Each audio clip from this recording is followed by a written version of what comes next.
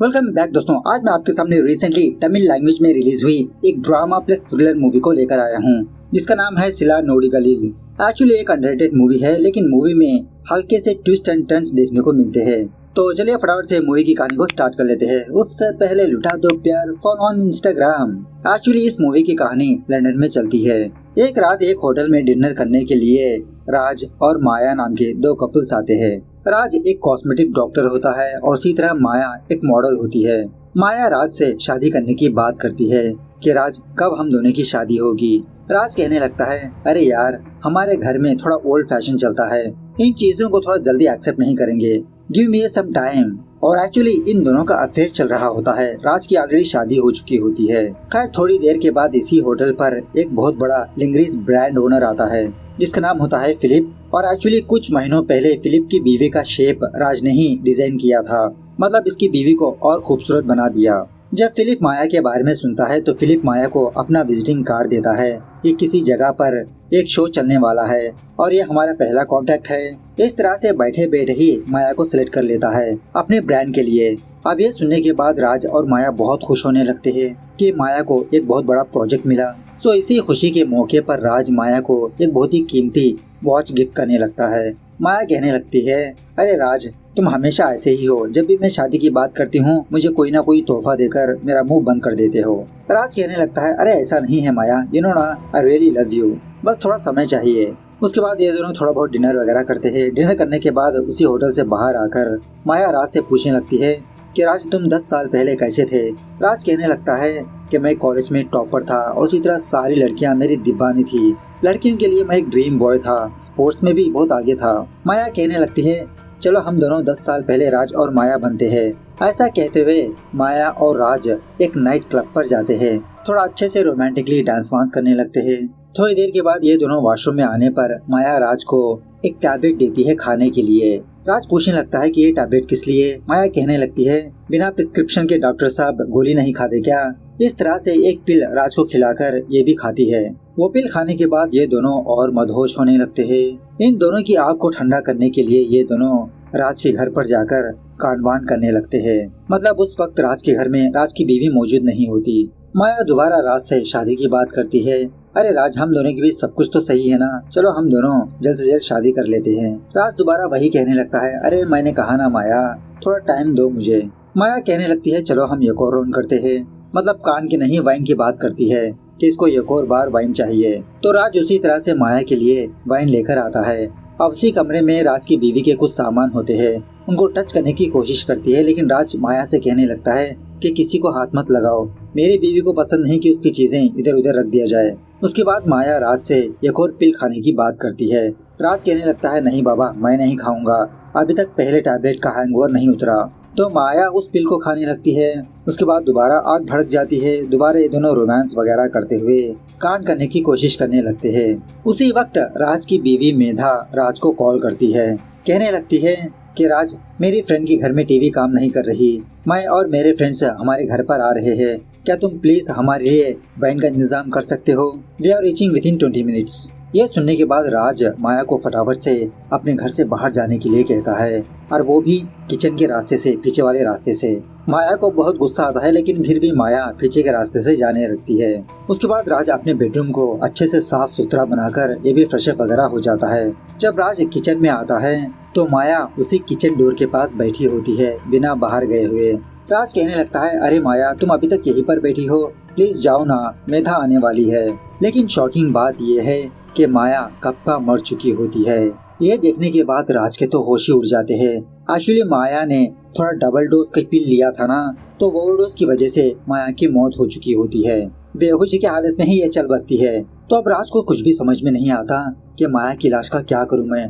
थोड़ी देर के बाद मेधा अपने दोस्तों के साथ यहाँ पर आएगी, तो उसी लिविंग रूम में राज को एक बड़ा सा वुडन बॉक्स नजर आता है, तो माया की लाश को उसमें रख देता है। थोड़ी देर के बाद मेधा और उसके फ्रेंड्स राज के घर पर आते हैं।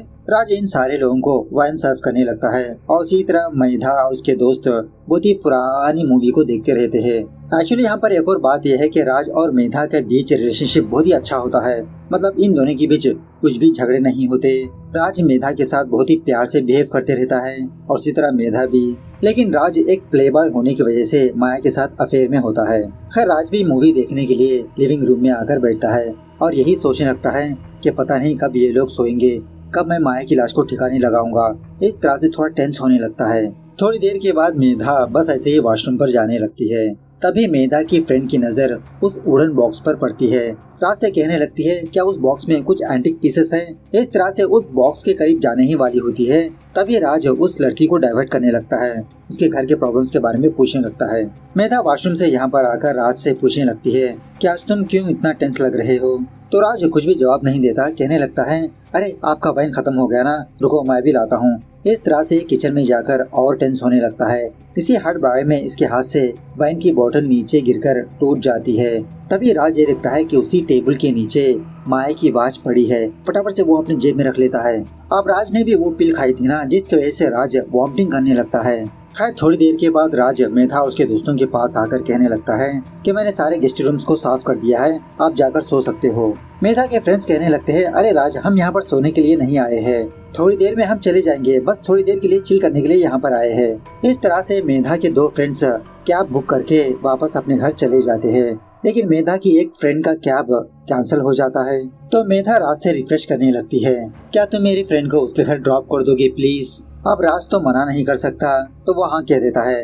लेकिन राज 2 मिनट के लिए दोबारा ऊपर आकर उस वुडन बॉक्स को लॉक कर देता है ताकि मेधा इस बॉक्स को ओपन ना कर पाए। उसके बाद राज मेधा की उस फ्रेंड को उसके घर पर ड्रॉप करने के लिए ले जाता है। रास्ते में जाते समय ये लड़की राज से कहने लगती है अरे राज इतना फास्ट क्यों जा रहे हो, गो स्लो ना। यहीं पर इन दोनों की बातों से हमको ये बात पता चलती है कि एक्चुअली एक रात ये दोनों दारू पीकर कांडवान कर दिया था, इसलिए ये लड़की राज के पीछे पड़ी है। राज यही बात कहने लगता है कि वो तो बाय मिस्टेकली हुआ था। लड़की कहने लगती है उस दिन तो बाय मिस्टेकली हुआ, लेकिन अब चलो जानबूझकर करते हैं। लेकिन राज तो दूसरे टेंशन में होता है ना, माया की लाश को कहाँ पर दफनाए, क्या करे। तो वो उस लड़की को फटाफट से उसके घर ड्रॉप करके अपने घर वापस चले जाता है। देखता है तो मेधा सुकून से सो रही है। राज यही मौके का फायदा उठाकर उस वुडन बॉक्स को घसीटते हुए अपने गाड़ी के डिक्की में रखकर किसी सुनसान जगह पर ले जाकर बड़ा सा गड्ढा खोद के उस बॉक्स को उस गड्ढे में दफना देता है। वापस घर आकर जब राज सोने की कोशिश करता है तो राज को माया के ही नाइटमेयर्स नजर आने लगते हैं। माया ही नजर आती रहती है, जिसकी वजह से राज रात भर ढंग से सोता ही नहीं। सुबह होने के बाद जब राज अपनी क्लिनिक पर जा रहा होता है तो मेधा राज को देखकर पूछने लगती है क्यों इतना टायर्ड नजर आ रहे हो तुम। राज कहने लगता है अरे यार क्या बताऊं, रात को ढंग से नींद ही नहीं आई, बहुत ही बुरा सपना आया था। तो राज का हैंगओवर उतरने के लिए मेधा राज को एक हर्बल टी देती है। उसके बाद राज अपने क्लिनिक पर आकर किसी पेशेंट को जब ट्रीट कर रहा होता है तो उसी पेशेंट के अंदर राज को माया का चेहरा नजर आता है। सडनली ये देखकर राज के तो होश उड़ जाते हैं। और इसी तरह रात को राज घर वापस आकर जब फ्रेशअप वगैरह हो रहा होता है तो शीशे में भी राज को माया का चेहरा ही नजर आता है। खैर अब मेधा के बारे में बात करें तो मेधा किसी फंड राइजिंग के लिए काम करती है, मतलब जरूरतमंदों के लिए उनके नीड्स को पूरी करना। तो फिलहाल मेधा अपने दोस्तों के साथ किसी फंड राइजिंग पार्टी को अरेंज करने का प्लानिंग करती रहती है। इसी दरमियान में मेधा अपनी मेट से कुछ चीज देकर कहने लगती है कि तुम इस चीज को उस वुडन बॉक्स में रख कर आओ। मेड कहने लगती है अरे मैडम वो वुडन बॉक्स मुझे कहीं पर भी नजर नहीं आया, पता नहीं कहाँ पर चला गया। तभी मेधा के पास राज आता है। बातों ही बातों में मेधा राज से उस वुडन बॉक्स के बारे में पूछने लगती है कि राज हमारे घर में लिविंग रूम में वो वुडन बॉक्स था ना, कहाँ पर है वो। राज कहने लगता है अरे मेधा तुम्ही ने बताया था ना कि वो स्पेस कुछ ज्यादा ही ले रहा है, इसलिए मैंने उसको फेंक दिया। खैर अब राज को बार बार माया की ही याद सताती रहती है। इसी में सीन थोड़ा सा फ्लैशबैक में जाने लगता है कि एक्चुअली राज और माया की मुलाकात कैसे हुई थी। अब माया तो मॉडल थी। एक दिन माया राज के क्लिनिक पर आई अपनी थोड़ी ब्यूटी बढ़ाने के लिए। सारे मॉडल्स में ये बेस्ट नजर आए। राज कहने लगता है कि वैसे तो आप ठीक ठाक ही नजर आ रहे हो, आपके बॉडी के अंदर मॉडिफिकेशंस की कोई जरूरत ही नहीं है। लेकिन माया अपने कुछ डिमांड्स को रखती है कि इसके गाल ऐसे चाहिए, लिप्स ऐसे चाहिए। तो इस तरह से देखते ही देखते इन दोनों की मुलाकातें बढ़ जाती है और इन दोनों का अफेयर स्टार्ट होता है। खैर प्रेजेंट डे पर रेवती नाम की एक जर्नलिस्ट राज के क्लिनिक पर आती है। राज से एक छोटा सा इंटरव्यू लेने लगती है कि आप मॉडल्स को और बेस्ट कैसे बनाते हो, क्या क्या यूजेस करते हो। राज का इंटरव्यू लेने के बाद रेवती कहने लगती है कि मैगजीन के कवर पेज के लिए मुझे आपकी एक फोटो चाहिए। अगर आप मुझे किसी दिन अपॉइंटमेंट दोगे तो मैं आपकी फोटो खींचने के लिए आऊंगी। तो राज भी इसके लिए ओके कह देता है। दूसरे दिन जब राज अपने क्लिनिक पर जा रहा होता है, मेधा राज से दोबारा वही सवाल पूछने लगती है, क्यों तुम आजकल बहुत ही डिफरेंट लग रहे हो। राज कहने लगता है कि थोड़ा वर्क प्रेशर है इसीलिए। उसके बाद मेधा राज से सरोगेसी प्रोसेस के बारे में बात करने लगती है। तो यह सुनने के बाद राज को बहुत ही गुस्सा आने लगता है। मेधा से कहने लगता है कि हम सरोगेसी के प्रोसेस को क्यों करें, हम नेचुरली भी तो बच्चा पैदा कर सकते हैं। एक्चुअली यू नो व्हाट मेधा, तुम अपने ऊपर कंट्रोल ही नहीं कर पाती। हमेशा कोई ना कोई पार्टी पर अटेंड करती हो, दारू पीती हो, स्मोक करती हो। ऐसे में तुमको बच्चा कैसे पैदा होगा। ढंग से डाइट मेंटेन करो। मेधा भी कहने लगती है कि मैंने अच्छे से डाइट किया था, देखा ना लास्ट टाइम क्या हुआ था, मेरा मिसकैरेज हो गया। वो सदमा अभी तक मैं भूल नहीं पाई। राज कहने लगता है एक बार नहीं हुआ तो चलो दोबारा ट्राई करते हैं ना। इस तरह से इसी बात को लेकर इन दोनों के बीच हल्के से झगड़ा होने लगता है। बात काफी दूर तक जाती है।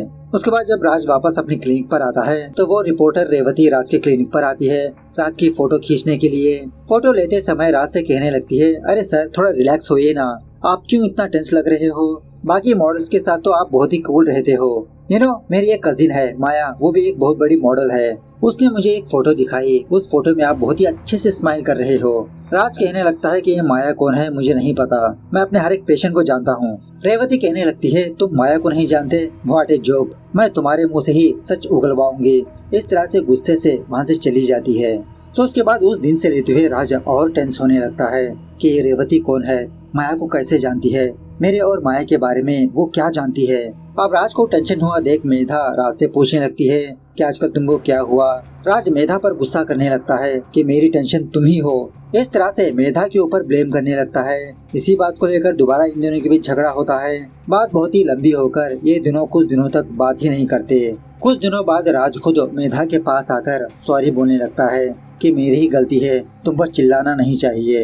एक्चुअली मैं एक प्रॉब्लम में फंसा हूँ, पता नहीं उस प्रॉब्लम से कैसे बाहर निकलूं। चलो हम दोनों कहीं पर हॉलिडे प्लान करते हैं। तो मेधा भी इसके लिए हाँ कह देती है। तो उसी रात राज और मेधा हल्के से डिनर करने के लिए एक होटल पर आते हैं और ये होटल वही होती है जो मूवी की स्टार्टिंग में राज और माया आए थे ना, वही होटल होती है।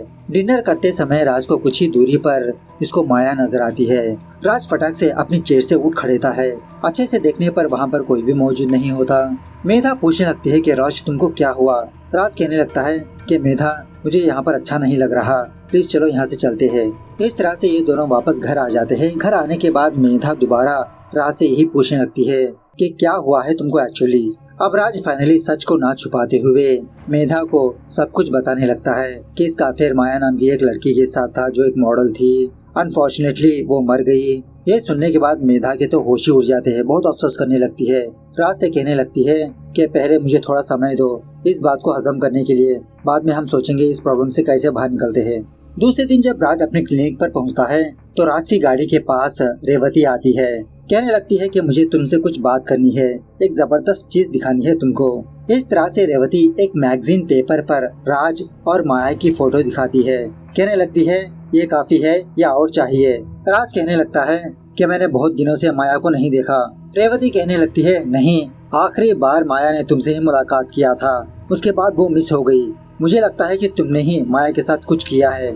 और इसी तरह रेवती राज से पैसों की डिमांड करने लगती है कि मुझे इतने पैसे चाहिए वरना मैं तुम दोनों के बारे में सारे लोगों को बता दूंगी। राज कहने लगता है कि मुझे थोड़ा टाइम दो सोचने का, प्लीज फिलहाल यहाँ से चली जाओ। अब राज इसी परेशानी की वजह से थोड़ा डिप्रेस होने लगता है, जिसकी वजह से राज एक साइकियाट्रिस्ट डॉक्टर से मुलाकात करता है, थोड़ा प्रिस्क्रिप्शंस वगैरह लेता है। उसके बाद राज मेधा को रेवती के बारे में बताने लगता है कि माया तो मर गई लेकिन उसकी कजिन रेवती मुझे ब्लैकमेल कर रही है, समझ में नहीं आ रहा मैं क्या करूं। लेकिन फिलहाल मेधा राज की बातों पर इतना ध्यान नहीं देती, वो दूसरी बात को लेकर बहुत सोचती रहती है। यहीं पर हमको यह बात पता चलती है एक्चुअली एक दिन मेधा जब किसी जगह पर जा रही थी तो रास्ते में मेधा को राज और माया नजर आए। मतलब मेधा इन दोनों के बारे में ऑलरेडी जानती थी। प्रेजेंट डे पर मेधा राज के क्लिनिक पर आकर राज के लिए जो लेटर्स आए होते हैं वो सारे लेटर्स को ले जाकर पढ़ने लगती है। तो इन लेटर्स में से रेवती का भी एक लेटर होता है। ओपन करने पर इसमें राज और माया के फोटोग्राफ्स होते हैं। गुस्से में आकर मेधा राज से कहने लगती है कि उस रेवती को क्या चाहिए उसको फटाफट से दे दो, पहले इसका मामला सुलझा दो। लेकिन शॉकिंगली दूसरे दिन मेधा के वर्क प्लेस पर रेवती आकर इससे बात करने लगती है कि मुझे एक बड़ा सा अमाउंट चाहिए, उसके बाद मैं तुम्हारे पति को तंग नहीं करूंगी। तो उसी रात मेधा घर वापस आने के बाद रेवती के बारे में बताने लगती है कि आज रेवती मेरे वर्क प्लेस पर आई थी, पैसों की डिमांड कर रही थी, उसको पैसे दे दो तुम। उसके बाद मेधा को ये बात पता चलती है कि इसकी पड़ोसन अपना घर शिफ्ट कर रही है, तो बस ऐसे ही बात करने के लिए उसके घर पर जाती है। यहाँ पर एक और बात यह है कि इस लड़की का पति भी प्लेबॉय होता है, काफी सारी लड़कियों के साथ अफेयर होता है। मेधा उस लड़की से पूछने लगती है क्यों तुमने अपने पति को नहीं छोड़ा। वो लड़की कहने लगती है अगर मैं उसको डिवोर्स दे दूंगी तो मेरे बदले दूसरी लड़की से शादी करेगा, लेकिन मैं मेरे पति के साथ ही रहकर उसको सबक सिखाना चाहती हूँ। वैसे भी डिवोर्स लेकर मैं कहाँ पर जाऊँ, मेरा कोई भी नहीं है। दूसरी तरफ राज रेवती को पैसे देने के लिए उसके पास आता है। रेवती से राज और माया के सारे फोटोज ले लेता है। उसके बाद राज रेवती को पैसे देने के बहाने से उसको एक इंजेक्शन डालकर उसको मार देता है। उसी वक्त रेवती के फोन को कॉल मैसेजेस आने लगते हैं। जब फोन चेक करता है तो मैसेज और कॉल करने वाली और कोई नहीं माया होती है। ये देखने के बाद राज शॉक में रह जाता है। उसके बाद राज माया को फोन करके कहने लगता है कि मुझे पता लग गया है कि माया तुम जिंदी हो, प्लीज मुझे तुमसे एक बार मिलना है। इस तरह से ये दोनों किसी जगह पर मिलने का प्लान करते हैं। दूसरे दिन राज और माया उस जगह पर मुलाकात करते हैं। राज माया को देखकर शॉक में रह जाता है, कहने लगता है कि माया तुम जिंदा हो, तुम मर चुकी हो, ये सोचकर मेरी रातों की नींद उड़ गई। आखिरकार तुमने मेरे साथ ऐसा क्यों किया।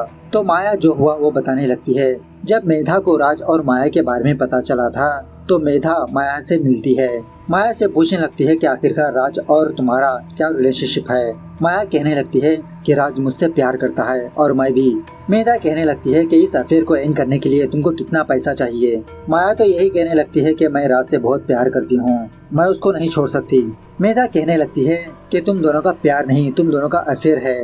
और वैसे भी क्या राज ने किसी दिन तुमको आई लव यू कहा? वो बस तुम्हारा इस्तेमाल कर रहा है। अगर राज मुझसे खुश नहीं है तो मुझे डिवोर्स दे देता, लेकिन मेरे सामने उसने कभी भी ये बात नहीं की, क्योंकि राज की सक्सेस के पीछे मैं हूँ, मेरा हाथ है। मैं तुमको बहुत सारा पैसा दूंगी, तुमको बस मेरा एक प्लान को अमल में लाना है। तो माया दूसरे दिन मेधा की बात को सुनने लगती है। मेधा माया को अपना प्लान बताने लगती है। माया को 2 पिल्स देती है। पब जाने के बाद उसी तरह से राज और माया ने पिल खाया था। वापस घर आने के बाद माया दोबारा एक पिल को खाती है। उस पिल को खाने के बाद माया की पल्स ड्रॉप हो जाती है, स्टॉप हो जाती है थोड़ी देर के लिए। प्लान के हिसाब से मेधा अपने दोस्तों के साथ 30 मिनट के बाद वापस अपने घर पर आएगी। माया पिल खाने के बाद माया को 2 घंटे तक कुछ भी नहीं होता और उसी तरह माया को दोबारा होश में लाने के लिए मेधा राज को जानबूझकर उसकी फ्रेंड को ड्रॉप करने के लिए कहा था। मेधा की फ्रेंड को ड्रॉप करने के लिए गया था तो मेधा माया को एंटीडोट देकर इसको होश में लाती है और माया को कुछ पैसे देकर इसके फ्यूचर के लिए ऑल द बेस्ट कहकर उसे वहाँ से भेज देती है। तो इस तरह से माया राज को सब कुछ सच बताने लगती है, कहने लगती है कि इन सब के पीछे तुम्हारी बीवी का हाथ है। यह सुनने के बाद राज माया को समझाने की कोशिश करने लगता है, अरे माया सच में मैं तुमसे प्यार करता हूँ। लेकिन माया राज की बातों पर यकीन नहीं करती। उसके बाद माया राज से इसकी कजिन रेवती के बारे में पूछने लगती है। एक्चुअली रेवती मेधा से कुछ पैसे लिया था, बाद में वो मिसिंग हो चुकी है। मेरा पूरा शक मेधा पर ही है। एक्चुअली रेवती पैसे लेने के बाद दोबारा मेधा को ब्लैकमेल करने लगी और कुछ पैसे हड़पने के लिए, लेकिन मैं जानती हूँ मेधा ये सारी बातें तुमसे छुपाई। मैं अभी के अभी पुलिस स्टेशन पर जाकर सब कुछ सच सच बता दूंगी। ये सुनने के बाद राज शॉक में रह जाता है, क्या तुमने और रेवती ने मिलकर मुझे ब्लैकमेल करने की कोशिश की? और वैसे भी रेवती मर चुकी है, दुनिया के लिए तुम भी मर चुकी हो। ऐसा कहते हुए उस पहाड़ी से नीचे गिराकर माया को मार देता है। उसके बाद सीन कुछ दिनों बाद शिफ्ट होता है, जहाँ पर राज और माया अपनी लाइफ में बहुत ही खुश होते हैं, चिल करते हुए। तभी सडनली एक दिन राज के फोन को माया के साइड से वॉइस मैसेज आता है। माया कहने लगती है कि राज मैं अभी तक मरी नहीं हूँ, मुझे धोखा देकर तुम दोनों खुश नहीं रह सकते, तुम दोनों को सबक सिखाने के लिए मैं जरूर वापस आऊंगी। इस तरह से ये मूवी यहाँ पर दी एंड होती है। तो मूवी कैसे लगी कमेंट करके बताना जरूर। मिलते हैं अगली वीडियो में, तब तक take care, bye bye, see you soon.